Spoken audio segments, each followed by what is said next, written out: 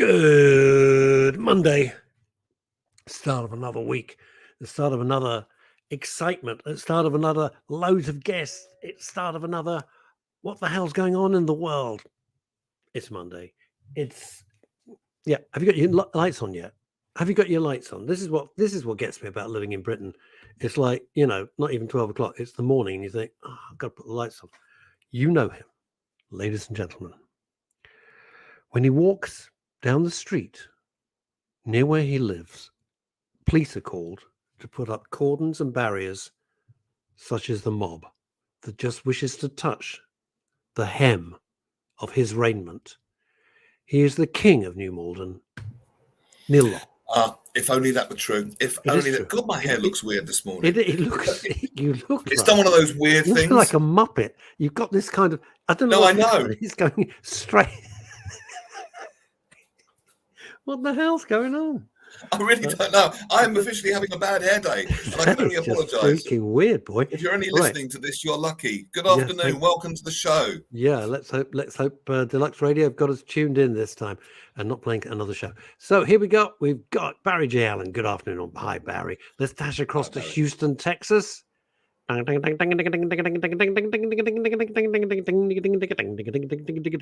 Julie Voice. Hey, Julie Voice. What do we got here? Good to hear your voice, Julie. Emma Webb, good afternoon. RVB, hello, Russ and Neil, one of our loyal listeners now. Robert Van Buren, blooming our resident horologist. And bad news for all the men in London. Oh yeah, I'm in London, just landed. Hey, Elizabeth look Green. Look up your sons. That's what I can say. Welcome back to the motherland. Yeah, she's in and out of London more than a fiddler's elbow. Hey, here's the thing. Want to bounce this off you before our guest rocks up. Right, I want to bounce this off you.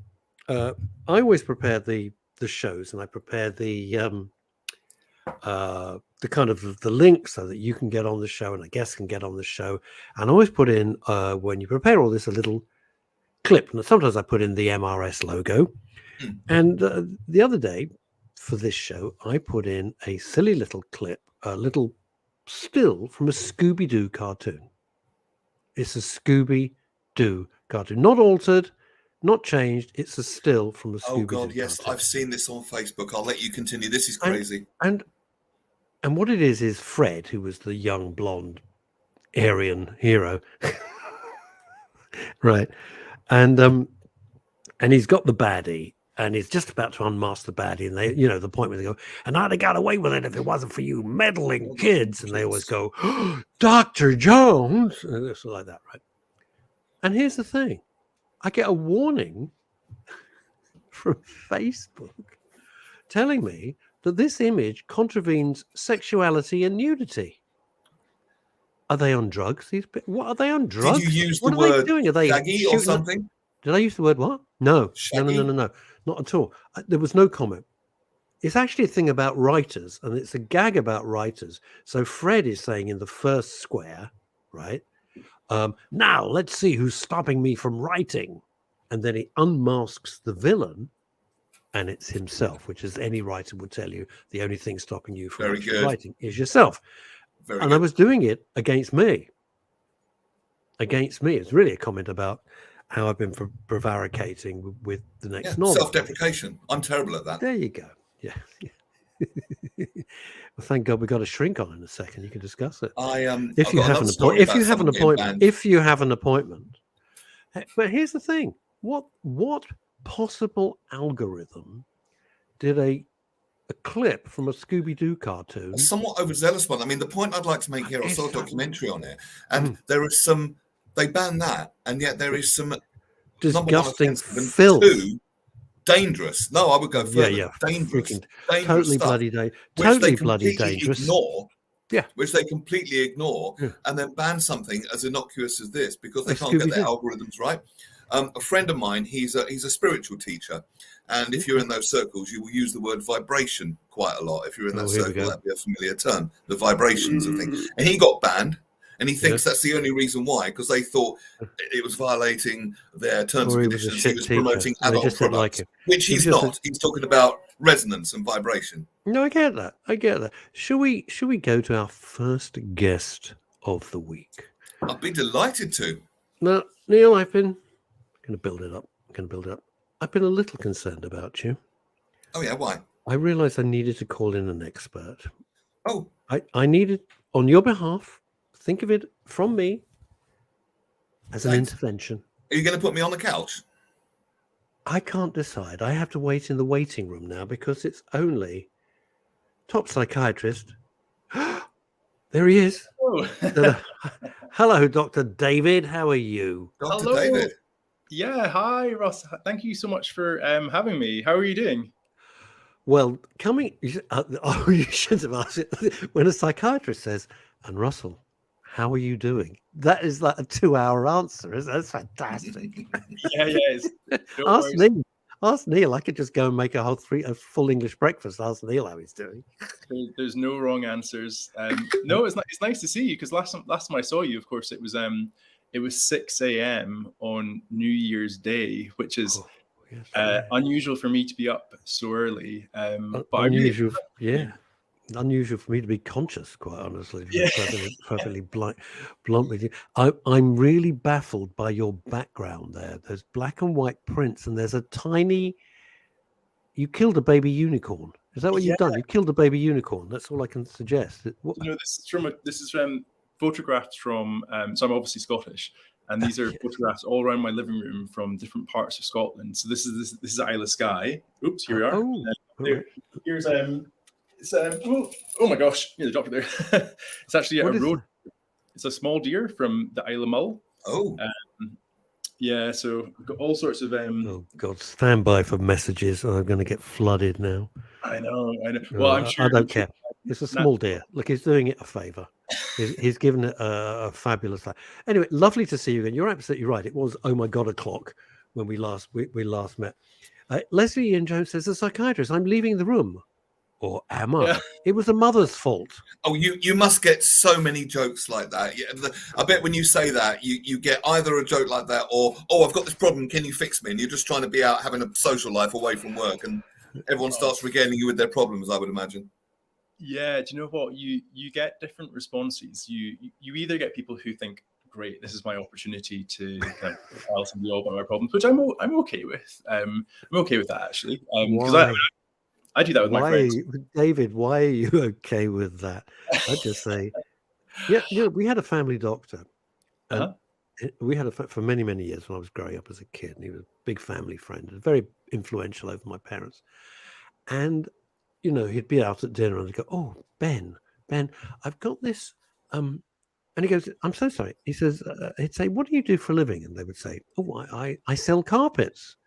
And he'd go, oh, could you pop down to your car and bring up a few rolls for me to see? And they go, well, I don't have them with me. It's Saturday night. I'm at dinner. He went, precisely. Yeah.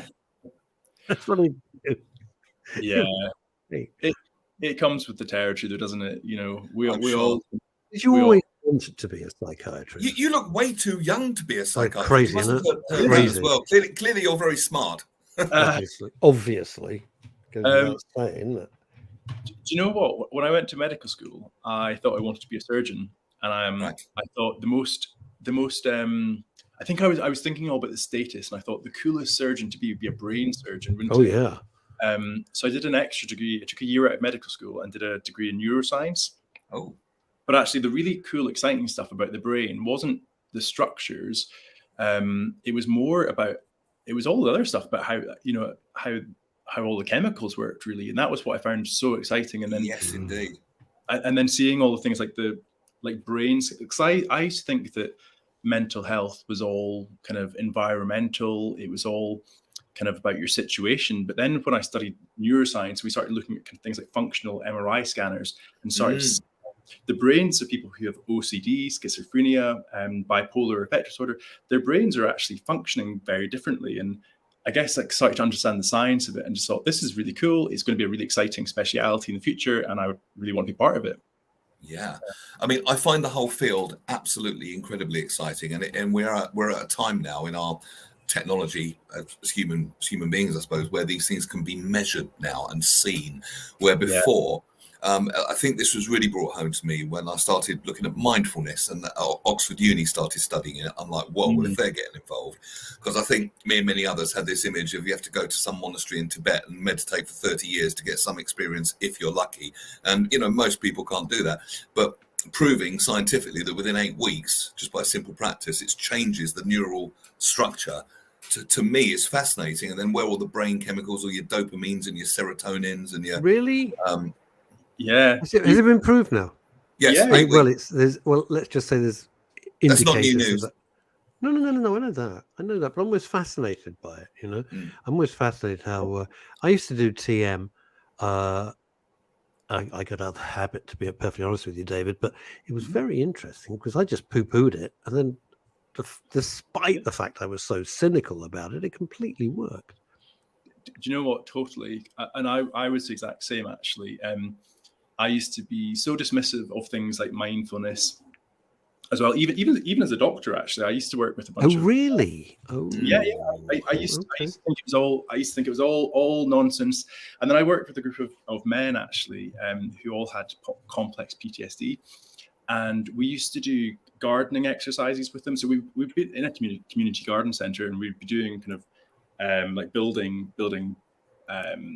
like structures or doing planting, but at the same time we would be doing mindfulness exercises. And I remember at the time thinking, this is a load of nonsense. I'm a psychiatrist. Why am I prescribing medication for them? Why are we doing all this mindfulness, like breathing exercises?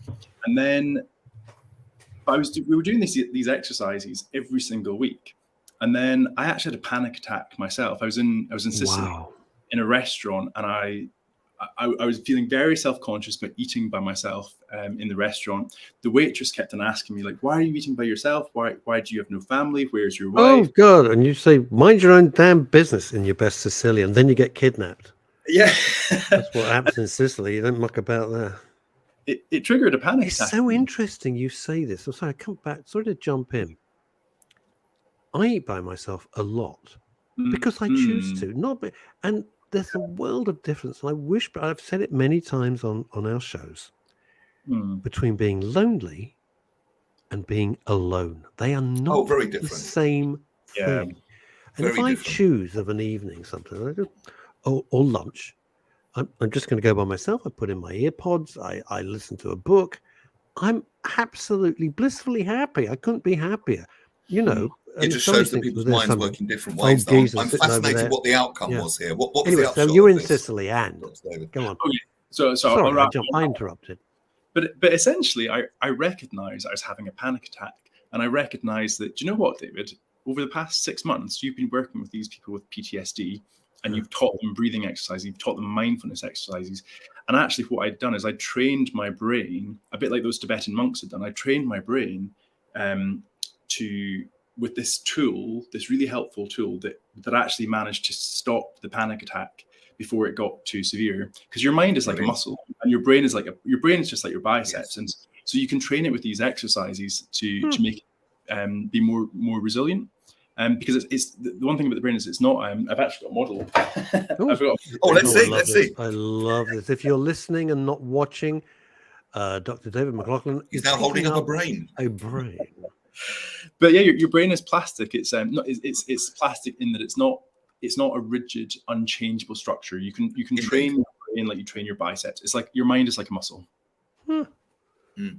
Wow. I would be fascinated to know, before you go, what this exercise was, because that knowledge would be absolutely valuable to our listeners if you're willing to share how to stop a panic attack before it comes. Yeah, massive. It's really important stuff at the moment, actually.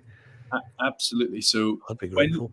When you have a panic attack, or when you're feeling social anxiety, which is really, really common, a lot of us feel socially anxious. It's because the focus of your attention is on the internal world and what's happening within your own body. So I don't know if anybody who's listening might have experienced this, but when you're feeling anxious or panicky, your body goes into flight or fight mode. You start to breathe faster. Your heart starts racing. Pounding. And rational thought tends to shut down. We can't make good decisions when we're in fight or flight. I've had that experience. Exactly, and the more that your body starts to behave in this way, the more self-aware you are, the more self-conscious you are. You maybe notice that you're sweating more, you're kind of going red, but it turns into a vicious cycle. So we need to interrupt that by shifting the focus of your attention from the internal world to the external world. And so what I trained myself to do with people with PTSD, we trained ourselves to use our 5 senses to shift our focus of attention from what was happening on our bodies to shifting and in our own thoughts and all those kind of negative, worried thoughts about everybody staring at me, and shifting that focus into the external world. So what we did is we used our 5 senses. So we drew our attention to 5 things that you can see, 4 things that you can hear, 3 things that you can feel or touch, 2 things that you can smell or taste, and then just 1 thing that you're feeling grateful for in that moment. Brilliant. Shifting your focus of your attention is actually quite difficult. So that's why it's an exercise that the more you practice it, and this is the muscle thing, but the more you practice it, the more it gets easy. I remember once a friend of mine, she suffered terrible social anxiety, and she wouldn't do herself. What is social anxiety now? Serious question. She was very shy just to be with people and talk to people and put her best foot forward. Okay. Just basic. Without going into where it came from, that's probably not important. No, that's not our business. That's not our business. But it was there. And I said to her, because what she used to do was kind of, I won't name her, but she used to kind of live her life vicariously through other people who she did believe had confidence. Huge mistake. But the problem was these people in the profession they were in were probably the most insecure of the lot. And it really didn't, it was a vicious pattern she was in for many years. And I tried to help her break it. Number 1, by not being the same myself, hopefully. And 2, by giving her this advice. And I hadn't broken it down as eloquently as that, but I said to her, if you go to a place, look around for someone who's possibly in the same situation as you. Let's say it's a seminar and everyone's standing around a bit nervously and all that sort of thing. But, context appropriate. Find someone that feels the same as you and go and be their friend. Well, how do you recognize them? It's not that hard to see, surely. I don't know. I don't know. And it kind of worked for her, but she was a bit part of the self-help movement and she wanted to default back to her old patterns, so she wasn't sort of willing to do the work. So if you were in this restaurant, let's just break it down. So I'm a meat and potatoes guy, David. You're in the restaurant, you're having a panic attack. Not our business to ask why, it just happens. Yeah. What did you do? You got 5 things. So walk us through in that example. Just 5 as an things example. you can see. Yeah. So there's 5 things you can see, right? Okay, so I don't know, pasta, plate, waitress, wall, painting. Wall. I don't know. Am I in the right ballpark? Or am I talking rubbish? Yeah. No, you're absolutely right. And so essentially, in fact, if people are interested or curious about mindfulness exercises, there's a whole bunch of them that are available on an app that I've built with 2 co-founders. We built it in collaboration with researchers and academics from the University of Oxford, who I know you mentioned earlier. What's it called? I'll put it on the screen for you. What's it called? Oh, amazing. Yeah, it's free as well. Anybody can use this for free. It's called JITI. And the reason why it's called JITI is because that stands for Just in Time Adaptive Interventions. So that's JITAI. And it's a really clever app because we use machine learning to anticipate and predict when it is that people are going to be most vulnerable to unwanted behaviors. And the unwanted behavior that we're looking at first is drinking behavior. So it's an app to help people to reduce or quit drinking. But we know that people drink alcohol when they're feeling stressed or when they're feeling anxious. So that's why we've built all of these tools, like mindfulness tools, meditation, breathing exercises, to help people manage those difficult triggers, which often lead to them drinking more. So if you're interested in mindfulness, if you're looking to reduce your drinking or cut down drinking, I know it's dry January just now, so a lot of us are screw that. That's Yeah. Jesus Christ. You can do damp January as well. There's lots of people I know that are doing a damp January. Have I spelled that right, by the way? Is that correct on the screen? And it's available on the App Store? It is, yeah. It's available on App Store and also Google Play Store. So if you've got an Android, you can also get it on Android as well. And Stephen Marsh, I'm not putting your comment up. I don't understand what it means. It sounds I don't get it. I wouldn't know what Radio Caroline is. Here's the thing. Yeah.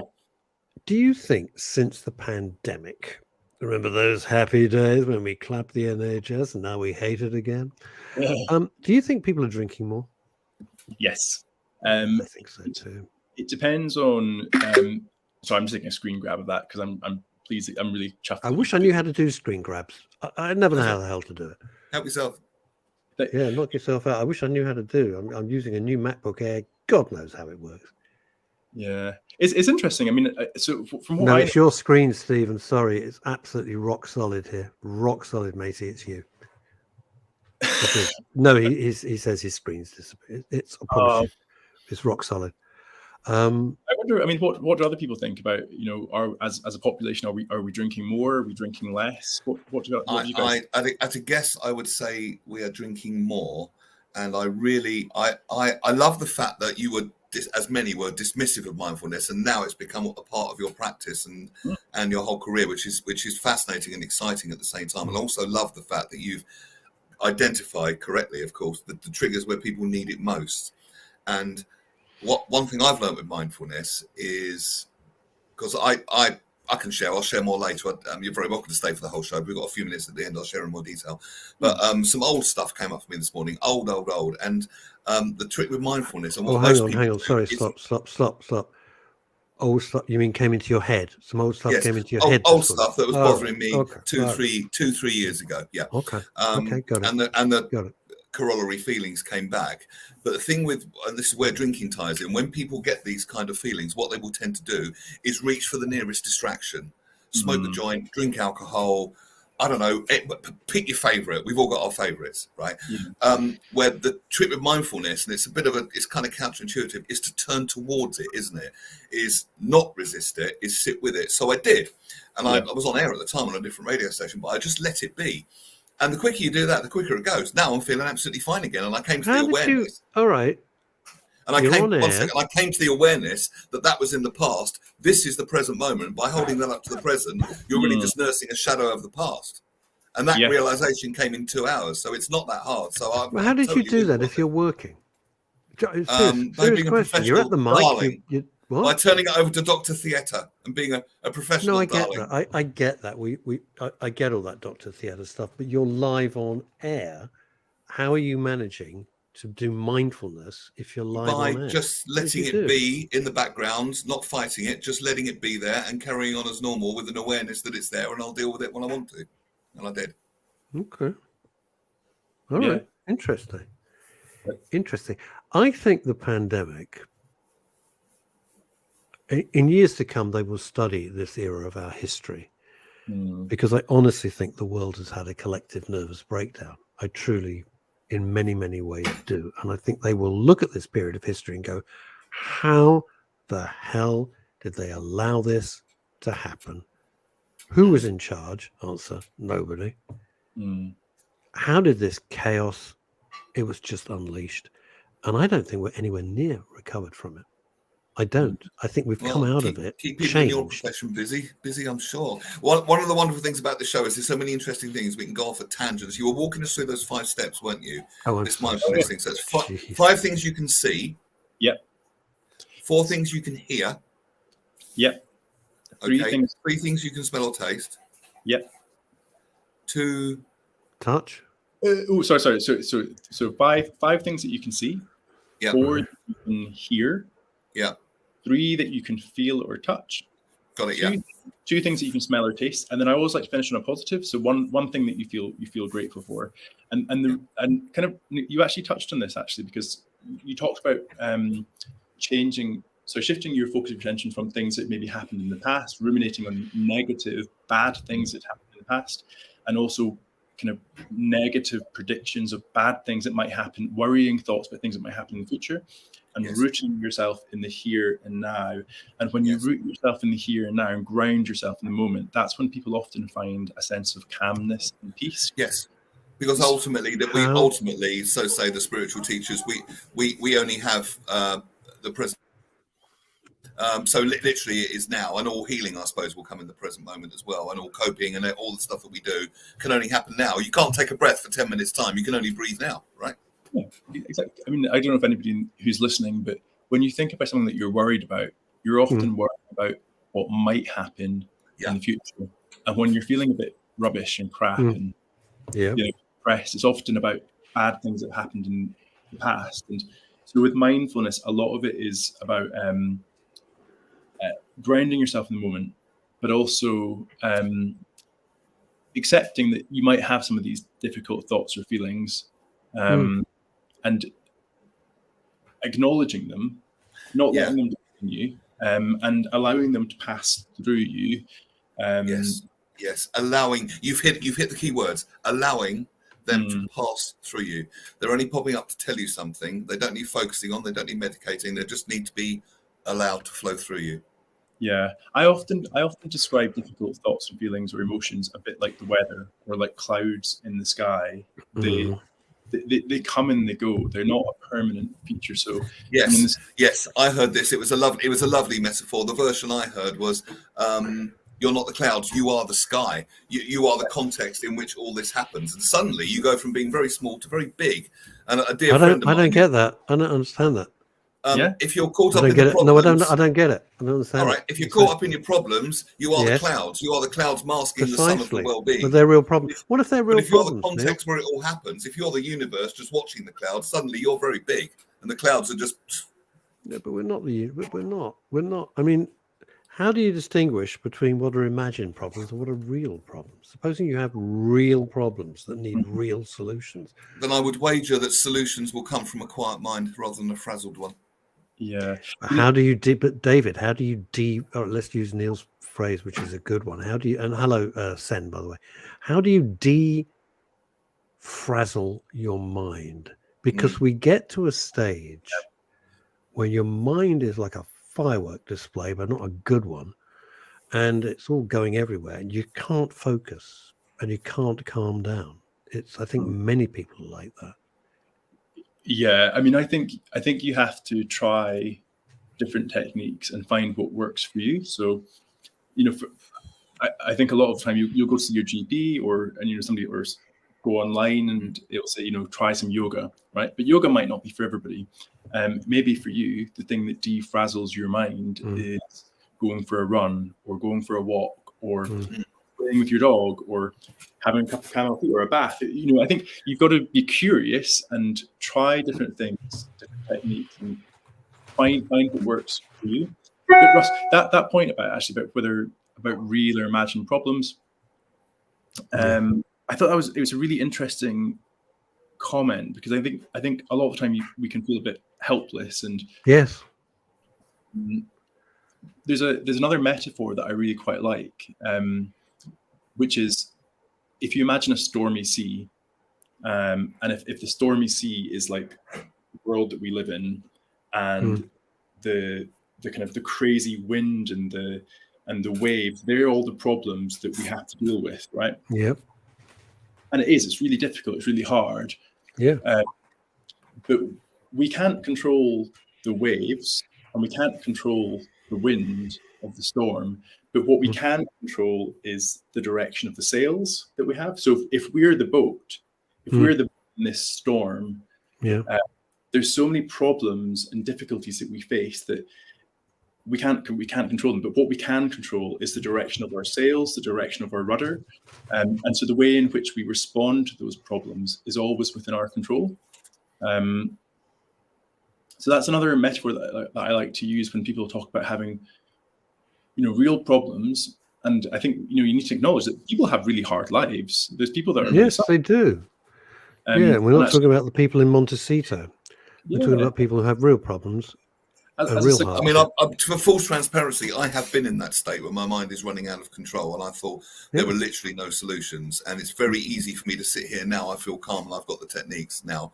And it really is just keep trying until you find we're all bespoke, and you can and will find things that work for you. We've got science backing it now. We've got wonderful people creating wonderful tools like the one we're talking to at the moment. So there is, if there wasn't help in the past, I think it's fair to say there is now, because there's a lot more understanding of this and how the minds work and how we work and what contributes to our well-being and what takes away from it. But we're all absolutely individuals, and we also shouldn't blame ourselves for having negative thoughts. A dear friend of mine says it's allowed, and it is allowed because it must be. Otherwise, you couldn't experience it. It's just a question. It's not a question of trying to push the clouds away. It's just letting them be there in the wider context of well-being, clouds and sky. And all it ain't working for me. I get it now. It ain't working for me. to go back to your analogy, David. Yeah. What about if you feel that your boat is utterly, and you're on the stormy sea, and I get all that. What about if you feel your boat is, you've lost the rudder? Yeah. What happens then? What do you do? I don't see the way, it's like, sure. Then let the tide take you, and it eventually will spit you out. Well, that just sounds like Californian bullshit to me. I'm sorry, let the tide. No, you're gonna onto the rocks? I think you just. How does that work? I'm serious. I wish I could just go, okay, let it all happen. I'm not like that. Maybe that's when you send your distress flares up and you ask for help. Now you're talking. You're talking. If you feel kind of hopeless, that you're not able to manage this yourself, that you don't have the skills, you don't have the rudder, you don't have the ability, that you need to ask for help, don't you? And there's no shame in it, is there? No. That is very, very true. If anybody takes one thing away from this show today, there is no shame in asking for help. Absolutely no shame. Let's get back to your app. So the first one is about drinking, trying to ease up people's drinking, which is a good thing, because we have a big problem here. Not helped by the fact that there's all these sexy ads on TV for that and for gambling. I can't get it. Might as well have cigarette ads back, quite frankly. It's completely, it's pure hypocrisy, but there we go. What's the next app? What are you planning for the next one? Yeah, so I mean, this is the first this is the first product. So at the moment, we're focusing on helping people to reduce or quit drinking. We're not telling people what to do. It's all about giving them the tools so that they can choose. You choose your own goal, whatever your goal is and how you want your relationship with alcohol to look. We've got the tools to help you manage that and to achieve that goal. So after alcohol, we're going to be moving into other addictions.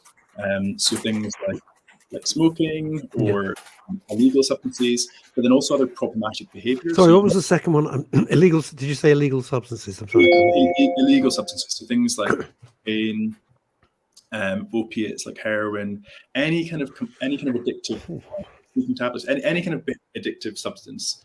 And then thereafter, we'll be looking at problematic behavior, compulsive behaviors, so gambling, problematic shopping, problematic sexual behaviors. And there's lots of people in my clinic actually. Ultimately, though, it all kind of falls down to the same core thing. If you talk in brain chemistry, it's the overstimulation of the dopamine, isn't it? You gamble or look at a porn site, something, the dopamine level goes whoosh. But then the brain down regulates because it's too much. So you have less neurotransmitters next time. So you need more to get the same effect. That's why you can never chase the first high, be it watching porn or gambling or whatever. Take your pick. And it's just managing that, isn't it? That, using the dopamine system for what it was made for rather than blasting it, I suppose. Yeah, it's fascinating actually, because whether it's the reward system, essentially. It needs to be there. We need a sense of reward for what we do. Otherwise, what's the point in doing anything? And it's innocent. Before I understood all of this, a dear friend of mine, he's a recovering, he says recovering, I say recovered, alcoholic. And he says, I'll come back to that. I'll find a better way of putting it. Sorry. Yeah, no, it's so interesting because whether your addiction is gambling or whether it's sugar or cocaine, there's lots of similarities on a kind of biochemical. Exactly. basis. All addictive behavior, in a sense, is to try and mask feelings that we don't want to feel. And like what I used to say to him, without sharing his backstory, but I would understand why you want to mask feelings. It was a good intention, but a poor strategy. It was innocent and it was well intended, but it just simply didn't work because it created another problem on top of the problem. Interesting. Yeah. One of the other really, really interesting things that you often see. So I have a clinic at the Priory Hospital in Roehampton, the Priory store. Very nice. We do inpatient. Oh, thank you. We do inpatient detoxes there as well as outpatient clinics. But one of the things I often see with my patients there is we help them with one addiction, but then they get something called transfer addiction. So you might treat somebody for a cocaine addiction, and then you're like, great, we've solved your cocaine problem. But then they start to search for that dopamine hit somewhere else. So they then develop a problematic shopping habit, and they're online shopping or they're gambling. So that you have this phenomenon called transfer addiction. So So one of the things I've heard that before. My friend Never that I heard of was it. talking about told me about that. It's very common to go from one addictive behavior to another until the root cause is addressed and removed. It will manifest, I guess, in one way or another. But there's reason for hope. I'm sure there is. There is. So that's why, I mean, that's part of the reason why I do feel really passionate about this, actually, because this is why we built this app. A lot of the things, a lot of the interventions that are available in this app are dealing with the root cause. We've got things like cognitive behavioral therapy. We've got lots of features which will help people with the underlying root cause. Because although I mentioned I work at this really fancy hospital, the Priory Hospital in Roehampton, it's super expensive. And so because it's so expensive, it's not affordable to many people. And because the NHS is so busy and it's so overstretched, the waiting list times are too long. So it's not, so help isn't available in the NHS. So we have this big gap between the NHS and between private services. Yep. That's why, you know, we took funding from the government, from Innovate UK, a body, innovation body, and built this app. And we made it free for everybody. Nobody has to pay to use this app. Well, it's like this, isn't it? If you think about it, nobody pays for this. Yeah. So my job just now is just to let everybody know. It's interesting. I want to go. One of my. Are you right for time? A solution to a very. Are you right? Are you right for time, David? Or yeah, I'm completely flexible. I'm okay, good. Okay. It's heartbreaking to see people come up against this gap, because if they only had the money, they could be sorted out, and otherwise, you know, sometimes the problem's too serious. Well, they could start to see. At least they could to wait that long. So at least there's something there for them. Yeah, I want to let's dice that a little bit there, Neil, because if the money was, at least they would feel that someone cared, and they could begin a process. Whether that process would work or not, God knows. But at least they wouldn't feel so hopeless and helpless. And this is what has happened. The mental health, and I'm not knocking the NHS, geez, I'm not, but it can't do it. It can't do it. It can't cope with the mental health stuff that is going on now, which has been accelerated without doubt through the pandemic, because it's a seismic shift. It is a tectonic shift, and people who don't recognize that don't understand what the hell's going on. They don't understand New World Order. They don't understand the Great Reset, and they don't understand who's actually controlling all the stuff, which is why it's all gone crazy. If they understood that, it starts to make sense, and the Wizard of Oz mask drops and you see what's behind, and it's a little easier to deal with. Let's go back to shopping. I understand drugs. I understand booze. How bad does it have to be, in general terms, that you suddenly think, and I'm not speaking for myself, by the way, how bad does it have to be you suddenly think, geez, I got a shopping addiction? What are you dealing with? I mean, I know you can't talk about patients, but what are you dealing with this? So there's a thing called dependency criteria, where that helps psychiatrists like me to understand, is somebody addicted? And one of the features is continued use despite knowledge of harm. So with somebody who's maybe got a shopping addiction, or if it's an alcohol addiction, are they continuing to take this substance or to exhibit this behavior despite knowledge that, you know, it's causing them harm some way? And that could be physical harm to their body, to their mental health, but it could also be harm in terms of, like, to their relationships, or, you know, so I'll have people who are drinking alcohol and they can't stop drinking alcohol, even though they recognize that they've lost their job because of turning up drunk, because of booze. Yeah, and it's not always just physical harm, but it could be like damage to the relationship. They're having arguments or getting in trouble with the police. Or if it's shopping addiction, maybe it could be, you know, like they're accumulating debt. What I was going to ask, because I think people would be interested, is like, is my shopping normal? I don't mean me. Is one's shopping normal? What constitutes, in your professional opinion, when do you think, crap, I've got a real problem here? Like, what are the signs? What levels are we looking at? Because I buy stuff on Amazon, like, all the time, but I don't buy crazy stupid stuff. It's just stuff that I think I might need. It's when you're trying to because I beat myself up all the time. It's trying to replace something which you can only fill from within, from without. And you can't do it. So one of the questions I'd ask you is your favorite. does it feel like you have this under control? Totally. Oh no, yeah. Do you ever find that you're spending a lot more than you'd planned to spend? Like, do you open your phone up and be like, oh my gosh, I've just spent £1,000? No. So loss of control. Do you ever get withdrawal symptoms? Like, do you ever feel irritable or yeah, always. I always feel irritable because I'm surrounded by people I just want to punch in the face. Apart from that, it's got nothing to do with my shopping. Does that happen when your access to that substance or to that behavior is restricted? And it's funny. Oh, I get what you're saying. And another term, if I'm right, correct me if I'm wrong, it's dependency. I'm not dependent on shopping. I'm not dependent on alcohol. I enjoy a drink socially. Sometimes I drink a bit too much, but I wouldn't call myself dependent.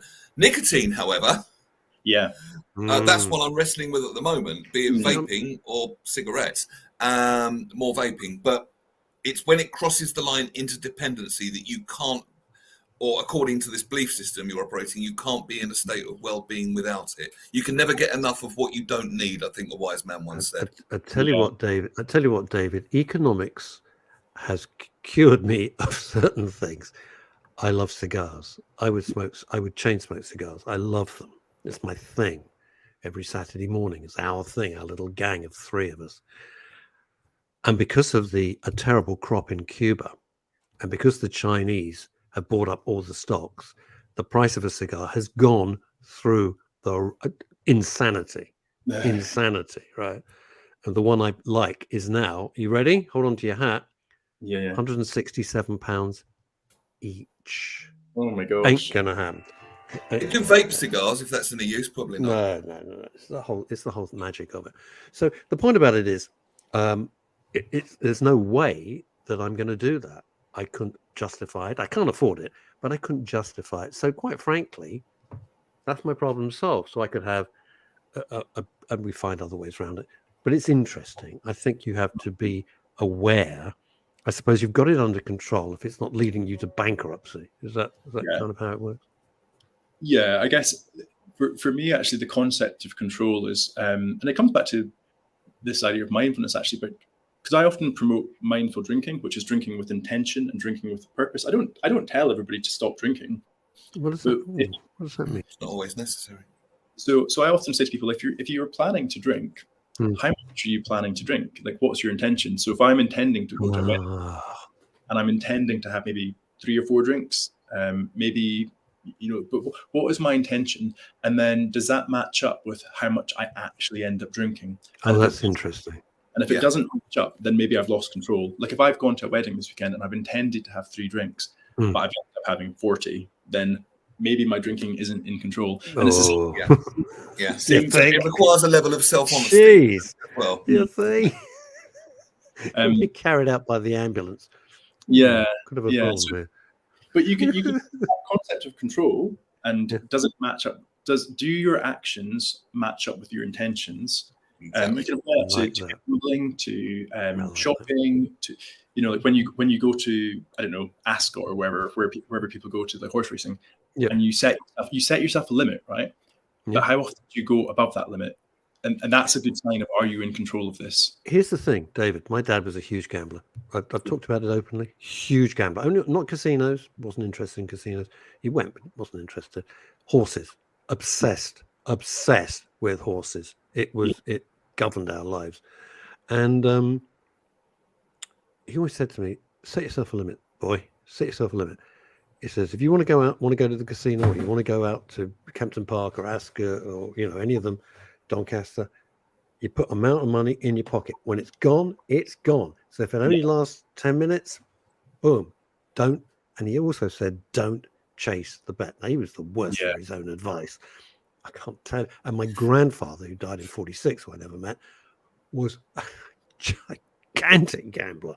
So I know in my genes there is that propensity, and I've resisted it. Now this is interesting. Is it? Do you think genetic?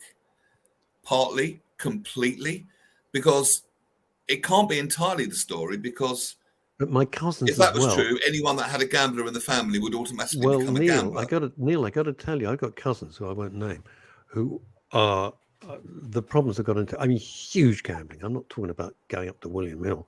Oh, I believe you. Losing I'm just 20 wondering what quid. the cause I'm is. If it's talking about truly, like mind-blowing sums of money yeah, here. And I've resisted all that because it scares the crap out of me, number one, and yeah, I don't get a kick out of it. no. That doesn't give me a kick. So, but it's And from a interesting. dopamine point of view, you can never chase your losses. You can't But they replicate that first do. high. But they do, don't they? They Yes, they get do. into such a to such a state. This is coming in from northeastern United States, by the way, David. Oh, Azadon Brown. So he's been commenting throughout the show. Alcohol is frequent use as a salve to aid an underlying issue. It's not the ailment. Which is exactly what happened to my friend. Yeah. He needed the proper treatment. I think, as I say, there's reason for hope now because there's so much more understanding. But back then, there wasn't really. And you need the right people around you, the right support network, and a level of self-honesty. But with that, you can. I think you really can go to the places that you want to go to. I feel very hopeful talking to you. It's good to know there's this. You're very uplifting, David. I mean, seriously, you're very uplifting. You're very because you don't lecture. Oh, good. And there's one thing about MRS with the guests that come on, or the hundreds and hundreds and hundreds of guests that we have, is that, the moment I think you're lecturing because you think you're in a great superior position, morally or whatever, it's a big turn-off. If people are struggling, I think the last freaking thing they need is being lectured. Getting advice is fantastic. Getting lectured is a no, which brings me to my next question. We talked about dry January. Yeah. And I'll tell you why it pisses me off. I'll be absolutely honest about it. If somebody decides they want to go dry January, it's great. If you want to do it, it's fine. What I don't appreciate is this holier than thou, I'm going dry January. As though suddenly you are morally superior to everybody else who's thought, sod this, life is too short, life is too difficult, I don't need added shit. Such as and the people that normally January. say that fail after about 3 days. But they make such a hoo-ha. Are they? So my question to psychiatrist David is, are they doing it and announcing it like, they've just discovered a cure for cancer or something, or a perpetual motion to make themselves feel better, to make us feel worse? What's the deal with it? Why don't you just do it and shut the hell up about it? Yeah. I have a theory. I'll let David answer first. No, we'll ask the pro first. I have a theory. You can tell me if I'm wrong, David. I've just been off the phone to somebody who's been asking me for like help. How do I stay off drink? How do I kind of resist temptation? And one of the things that we said to this person was, you've got to make yourself accountable. So you've got to tell people that this is what you're doing, because if you then fail, at least then these people will hold you to account. So all your family and friends will say, hang on a minute, you told me that you were doing dry January. Why have you got drink in your hand? So for this person, I was literally, honestly, like 10 minutes ago, for this person, they're telling people, it's a bit like saying, I'm going on a diet, or I'm running a marathon in a month's time. She was actually doing this because she wanted people around her to hold her to account. And for her, it's a bit like having a personal trainer saying, "Yes, I thought you were on a diet," or "I thought you were supposed to be running a marathon. What are you doing?" But I get it, because I think there's a movement against dry January at the moment, and the City AM, a London newspaper, actually interviewed me for a quote last week, because dry January isn't for everybody, and absolute abstinence isn't for everybody, and that's why, I hope that I know quite a lot about mental health and addiction specifically, but my job will never ever be to tell people what to do. The way I see it is, I know lots about this topic, but my job is to give people the information and to let people make up their own minds. And if they want help, if they want whatever their goal is, I can be there to help them with that. But it will never be my job to tell people what to do. It is interesting. I get the thing about the dieting, because if you announce it, you don't want to screw up because you look like a jerk. So I kind of get that, but there's not really a holier than thou. It's like, hey, I'm going to go on a diet. I'm going to go on an intermittent fasting, or I'm going to do the carnivore diet, or whatever it's going to be. And there we are. And because you're saying, well, now I've announced it, I kind of got to do it. Yeah. I get that.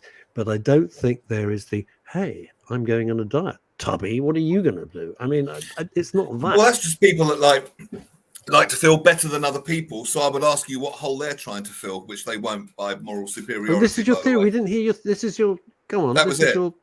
That was it again. Oh, they're trying to fill a sort of void and their strategy, which again, good intention, poor strategy, is morally superior to other people. If I could just feel better than them, I'm doing all right. I think that's why people are so judgmental. Yeah. We do it with money, we do it with feelings, we do it with everything. It's like you go through the swamp that is social media. It's just like swimming through a sewer. And you go through, there's some lovely stuff. You just have to avoid the horrible stuff and never engage with people, because I think, and I know what your career is, David. I just think they're mad.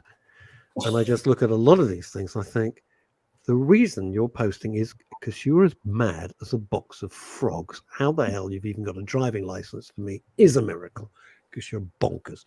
And I avoid them like the plague, because I'm not going to be sucked into that vortex of madness and join them. But if you look through this, there is this whole thing of everybody judging. It never ever stops. It's the constant judging. There was a wonderful little thing about I saw today on social media, a guy did a voiceover. The guy I don't know, by the way, did a voiceover for a small show on a small TV channel. And this other person took him to task about his voice and the delivery. It's like, shut up, switch channels then, shut up about it. And it was so clear this guy evidently had issues to be so vitriolic. Well, again, about it's that line between giving voiceover. constructive criticism and feedback if asked to, and just offering unsolicited advice because you want to make yourself feel better. One's positive, one's a negative. Totally. There's a positive side to all of these things. It depends on the intention and the dynamic in the situation. Can I just ask you a little bit more? The intention is, sorry, then please ask your question. The intention is, I think that 99% of the population is steamingly angry, but they don't quite know what they're angry about. They're just angry. So they will latch on to. David's giving me a look, and I'm thinking, oh Christ, I'm getting a phone. I'll get a phone call afterwards. You really need to come and see me, Russell. You really do. Not desperate, but could you be here by 4 o'clock? No, I think this is a brilliant innovation of yours. This G-type. What does that stand for again? The act. Hang on, let's see if I've got it. Let me see. Damn. Yeah. I want to. Christ. Just in time. Mm-hmm. Oh crap. Something intervention. Something intervention. Yeah. What's the A? Adaptive. Just in time adaptive intervention. Yeah. And the reason why, I mean, this is what sets us aside and makes us really so I don't blow my trumpet, but what I think is really exciting. You're here to blow your mate. You're blow here to away. blow your trumpet. Don't be daft. It's not the BBC. Well, Do what you want. Our chief technical officer this morning basically showed me that he's built our predictive model, so we can predict when people are most likely to experience cravings, when they're most likely to relapse to whatever behavior they're trying to avoid. It's so cool. We take data from your wearable devices like your Fitbit, your phone, and also from your phone, and also inputs that you share with us. But we then give you those insights into when it is that you're most vulnerable to a relapse behavior, and then we can also tell you what is going to be most helpful for you, because we learn the techniques that work best for you and when you are most likely to need it. So it's kind of like having a therapist in your pocket all the time. It's so wonderful, because normally that process of collecting the data and then providing feedback for just one problem would take months, possibly. Forgetting the waiting list, once you're on it would still take months. This has shortened the time span of help. So, and given the situation at the moment with that gap that we talked about earlier between those that can afford it and those who can't, the fact that you're making innovations like that, and for God's sake making it free, I think it's absolutely brilliant, Doc. This is why it's a game changer. When I do my pitches to the investors, this is one of the things that I talk about. I talk about the problem with healthcare at the moment is we have an episodic and reactive model. So people go to see their doctor when they're already sick, and they see their doctor in these short, brief episodes that are maybe a month apart, right? But that's an episodic and reactive model. What you can do now with technology like ours that we're building with these apps on your phone, it's continuous care. and it's not reactive. It's predictive. So it's proactive. Great. No? So it's a completely change to the model, and that's why I don't know. I'm this is probably going to be the most exciting thing I've ever going to do with my life, and I'm going to sell it as much. No, well, I think it's brilliant. Can I ask you something very quickly? At 1:10 when I finish here, I've got an interview with a friend on her podcast called Anxiety Hacks. And I would love to get you on, if I may, because I think it would be so beneficial given what we've talked about today. Can I hit you up on LinkedIn or something like that? Yeah, definitely. I will send you David's details. You can plug your app as well, sir. I think I'll get you a few more downloads. I would love that. I would really love that. I mean, I love talking about this. I think it's a really important topic, and even the app side, anything that I can do to help kind of. Thank you. I'd like to get you on as well, Russ. Actually, but anyway, back to this. Well, you don't have my details, thank God. Sorry, I'll give you David's. Mine I know where you live. You don't know a clue where I live. Hey, David, let me ask you this. I'm changing the subject, and it's a really tough question. We know that the waiting lists with the NHS are gigantic when it comes to mental health. I'm not talking about A&E. I mean, you're having a real crisis. The waiting lists are now gigantic. You've already alluded to the fact that something like the Priory is just bloody expensive. Understandably, I'm not being the least bit critical. It is what it is. It's okay. If you want a Bentley, you're not going to buy it for the price of a Skoda. Here's the thing. What can people do in the meantime? It's a question I get asked all the time. Yeah. What can people do? Now. I'm in terrible trouble. I need to see somebody. I can't go and see David at the Priory because I can't pay the rent. What do I do? Is there anything that you could suggest? Yeah. So, I mean, although I talk about the NHS waiting list times, right? I don't think that should ever put people off booking an appointment with their GP, or at least, trying to get an appointment with their GP. If you're in a crisis, if you feel like you really can't cope, then you have to go to A&E, because I wouldn't want the worry about waiting list times to put people off altogether. Okay. There's also lots of charities. The charity sector is a great way to get access to support, and at the moment, they're plugging a lot of the gaps that exist between the private sector and the NHS at the moment. So there's a great alcohol charity called Alcohol Change. Alcohol Change UK. There's another charity for family members of people who've got addiction problems called ADFAM, ADFAM. Also, another couple of charities I really like just for general mental health issues is Mind. Mind are phenomenal. But if you go to any of these charity websites, they'll have a list of resources for other more specific problems. So that whether that's domestic violence, if it's for debt, if it's for housing issues, if it's for gambling, addiction. So there is help and support out there. So nobody should feel totally desperate. There are resources. There are. David, it's been an absolute blooming pleasure. And the best part of this is that I didn't have to climb Mount freaking Kilimanjaro to get to meet you. All I had to do was walk into another radio station studio, and there you were. For me, that's a win-win situation. It is, and good luck with the app. I genuinely think it is innovative and bloody brilliant, and I will happily promote it in any way I can. Brilliant. So do feel free, by the way, this doesn't have to be a one-off. Do feel free to come back anytime. You know how to get hold of me. And as the app progresses and you want to say more about it or whatever, you get hold of me. We'll get you straight on the show because you're a delightful guest. And you talk a hell of a lot. I'm going to download the app now. First job. Thank you. Thank you so much for having me. My absolute pleasure. Thank you. And I hope the little deer gets better. I think it's beyond my help. You say that, but we don't know. All right, David, thank you so much. Bye-bye. Thank you. What a brilliant guest. What a lovely guy. I met David in another studio on New Year's Day in the middle of the night. And just a lovely guy, charming man. It's so good. That's it. We are kind of out of time. I'll give you David's details so you can get him on your. Thank you very much indeed. Yes, it'd be so useful to his new podcast.